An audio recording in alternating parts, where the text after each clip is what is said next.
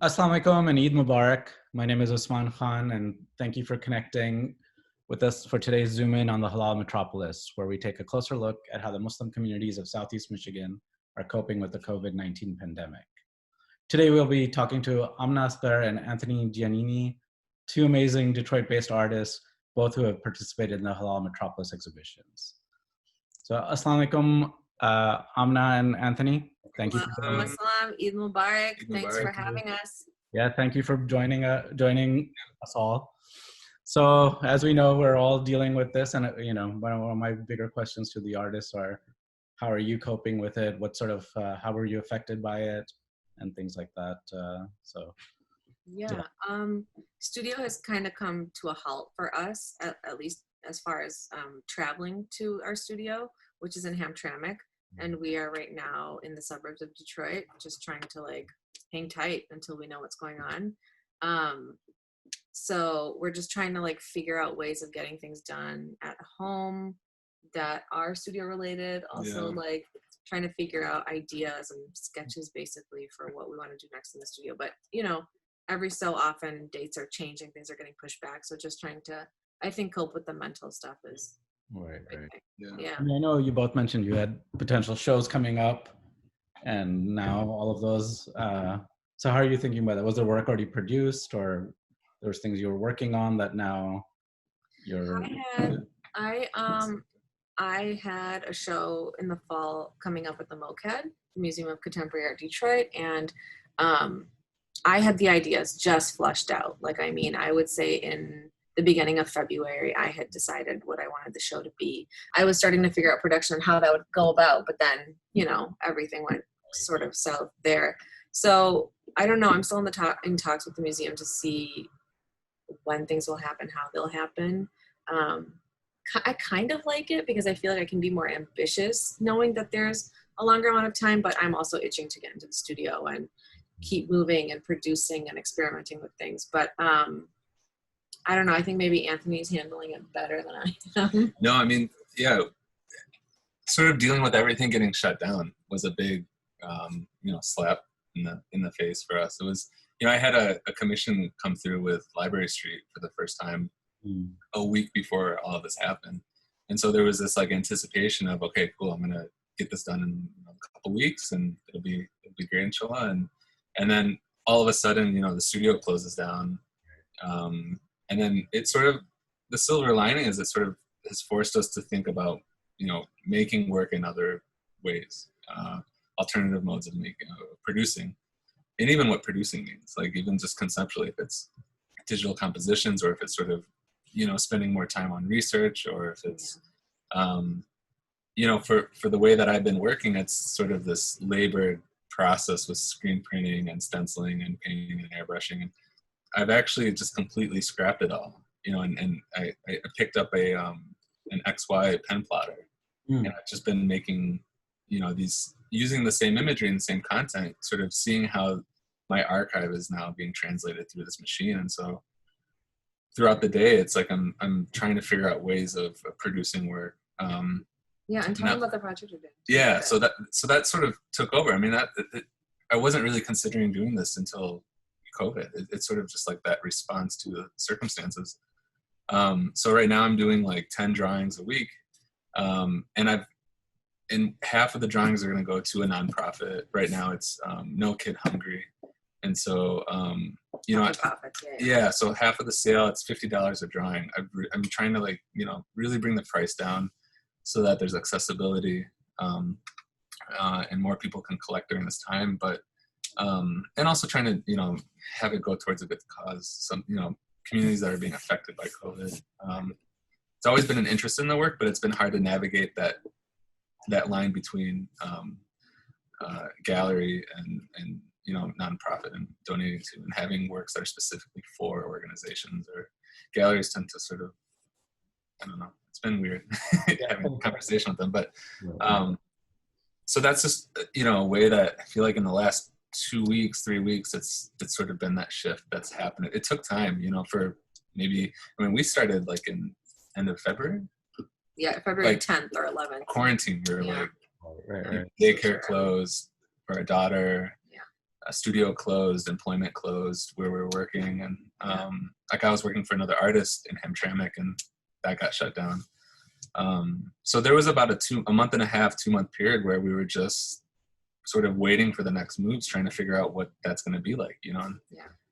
Well, there was a lot of uncertainty in some. Yeah, absolutely. Yeah. Just learning how to respond to that uncertainty. You know, it's like that this is normal and we don't want it to be, but you know, a certain stability on what's next. And great to see that in a way you guys have adapted kind of into kind of a new groove. Yeah, we're trying to. So I'm trying to see if the paintings can just now be filtered through this machine in a sense, where it's like I've set up measures where, you know, my input isn't necessarily vital in the sense of being in a studio, having expenses, you know, obstructions, right? It's sort of. So you guys think that these limitations, you know, they always are, you know, and we all teach that limitations actually really help push your creativity. When everything's too open, it's almost a block. So how are you guys feeling these limitations? Seems like it's sort of opened up some really creative kind of solutions I feel like for me, it's taken off a lot of this. I mean, there's the stress of wanting to like have that production time because I am, you know, with our daughter now full time. But like I'm the type of person where I like to have everything figured out before I produce. And so now I'm not doing that. And I'm working from images that I've saved. And now I'm doing watercolors. And it is such a pleasure. And it is so light. It feels so light and good, but still related to things I'm interested in. So I like that. I like that sort of freedom. Like the movement to me feels like a lot more. I'm not held down to something that like a project I have to finish. I do like that. But I don't know, like, it's not easy. I know like the way the conversation is going is like, oh yeah, and we're just like adapting and adjusting. You know, it's hard. It's hard to know that there's this like unknown variable that's so dangerous and it's going to trump everything. Like anything that you want to do, like you have constantly got to think about how dangerous this thing is. So that I think is the most frustrating part. But process wise, like I'm chill. I don't have deadlines right now. Like I'm trying to enjoy my daughter's toddler time. Like, you know, that stuff that those creative moments where we can sort of feel like we're getting back to our work are very concentrated and short, right? Even with a toddler, it's like, you know, if we get 30 minutes, it's just a very potent like output, and then we have to back away completely because our attention's focused, you know, elsewhere with our kid. So yeah, you know, that's. I felt that during grad school a little bit when we had this thing where we would do a winter session class, and that was sort of the first introduction to teaching and how do you manage teaching with studio practice. And you know, before that, during the semester, you have all this time. We were in the studio until like 1 a.m., 2 a.m. That's great, but with teaching, you know, it became that like short sprints of okay, I'm only allowed in the studio for an hour because I got to get back to syllabus work or something. So I actually found that to be more, I was, you know, more focused at that time when I had less time, you know, and maybe that'll eventually wear thin, you know, as COVID continues. I mean, I don't think this is going away anytime soon, unfortunately. Yeah. Like we have started getting like messages about things opening back up and I don't have the confidence yet. And, you know, just because this administration says certain things are okay and, you know, we have to save the economy. I don't know, like it feels very biblical / Quranic, you know, it feels like, you know, just because somebody says it doesn't actually mean it's okay.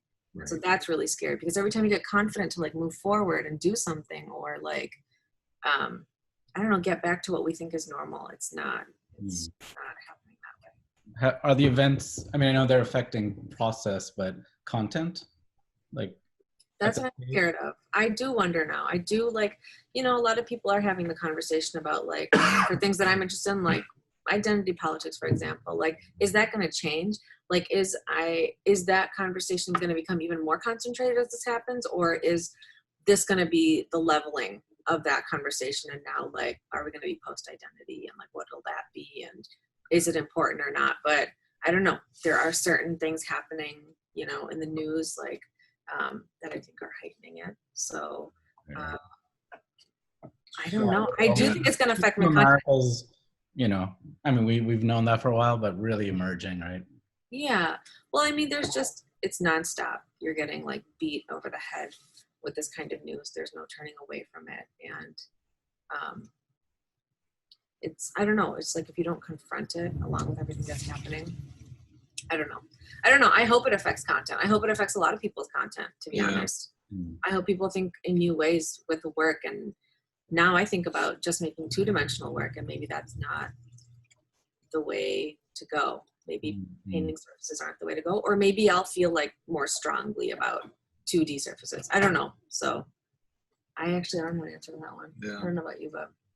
No, I mean, I think my previous bodies of work had a lot to do with like body language, and I used a lot of hand gestures to communicate ideas of tension and aggression. But, you know, and I noticed, and those were all pulled from, you know, images taken from the news of immigrants that were being detained at the border. And a lot of the stuff now, there's this focus on gloves and hands and this sterile sort of just like when you see someone, when you go out and now you're looking for a mask and for a glove, and, you know, you're just sort of like analyzing the body in a very meticulous way now. And then maybe creating a judgment based off of that. There's this really weird human interaction, like non-reaction action or something. Well, that it's political. You know, like masks and gloves are political now. You know, that's a good so point. weird. That's weird. So, Everyone's in a niqab now, so. Yeah, right? Yeah. They're still illegal in France. Yeah. You can wear a mask. It's not a dilemma. You can wear a medical mask in France. Right. So, I don't know. The removal of the hand with the work has always been sort of it's always been a balancing act for me, right? It's sort of this traditional, do I use a brush and paint?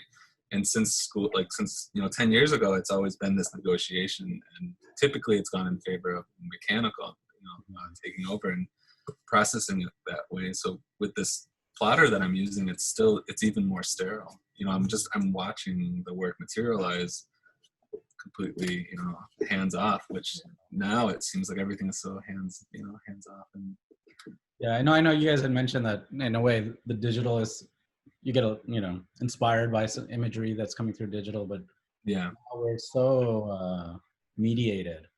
Yeah. Communications, our sense of community is mediated through technology, but also you guys are, both in the production and dissemination. How are you thinking about that? Sort of the kind of the digital. I know it's been a short time, but I know we're already living in the digital. As you were saying, where's this role of painting? Do we really? I'm almost feeling like when shows do appear again, people are desperate to actually kind of see the physical, maybe. Yeah. Right? Like this desire for the physical has like grown somewhat. Yeah, I always I was telling Anthony, like, shows that have stuck with me the most have always been non-painting shows, which kind of sucks as a painter. Like, one show I will never forget is Fred Wilson at Pace. I don't know why that show just, like, for years it's gone on and on with me. It was like a mostly black and white show, like the colors that he used, and they were all physical pieces. They weren't, I think he had one wall of all paintings that were like flags or like made up flags. But how like experiencing something physically was so different than something. I like going up to a painting and seeing the hand, even though in my work you don't see the hand very much. I like the sort of like secrets, like spending time with a painting and having to travel around it. And so you're kind of confined to that space, however large or small. But there's something that for a long time has been pushing me to go into more physical spaces. Like, I wanted to design rugs at one point, or books. Like, there has to be something that pops off of the surface now. But yeah, go ahead. I was gonna say, like, if I can't imagine doing this 10 years, even 20 years ago, right? If now's the time to do, virtual shows and all this kind of stuff, doing it in the 90s would be a completely different experience than 2020. Like things look. There is that like the glossiness right now. It's everything that's being posted on Instagram and constantly scrolling through and looking for certain aesthetics. I think like we'll return back to wanting to go to see physical shows. I mean, that's just the inherent nature of us wanting to connect with artwork. But you know, I've been gravitating towards like certain artists on Instagram, like Caitlin Cherry. She has this process of paint. She's a painter, but she's also, you know, just digitally immersed both within painting and virtual reality. And so, you know, her practice is really in between both realms. And so she's now pushed even more into, you know, incorporating her paintings in this virtual reality world. Artists like, you know, Austin Lee are doing similar things, but taking it to one extreme is, you know, it's interesting to see, and then to see that maybe that pullback to wanting to then be into, but I don't know what the effect would be. You know, maybe things on screen are always so perfectly, the resolution is enhanced, and, you know, yeah, it's magic. You can never illuminate a painting the same way you do a screen, and that always sucks. Well, thank you, Amna and Anthony, for speaking with us.